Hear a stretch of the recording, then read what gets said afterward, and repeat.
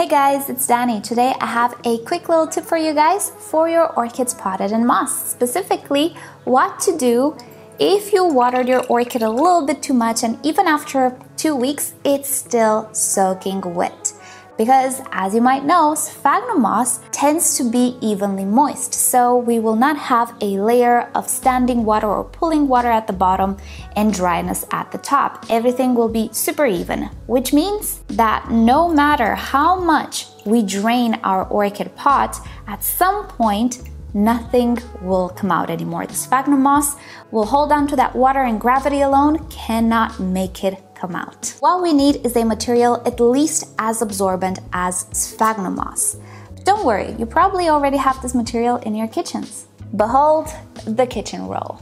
So what we need to do is get a few plies, place them on a surface you're not gonna mind if it gets ruined, like a plate, not your furniture. If there's any water dripping from your orchid pot, drain it as much as you can and then just sit your orchid on the paper towel. You will see that immediately the surrounding area will start to become wet and it will continue to absorb more and more water the more you keep the pot on the paper towel. At some point, the towel will get fully saturated, case in which if your pot is still too wet and you need to absorb even more water, you can just switch it with a brand new towel. Now, if you don't want to waste paper towels, you can actually use something like a microfiber cloth or another very absorbent material, which you can reuse after you dry it. And in this way, you will be able to extract pretty much the water from inside an orchid pot that has sphagnum moss. Mind you though, you need to make sure that the sphagnum moss actually has contact with the paper towel. So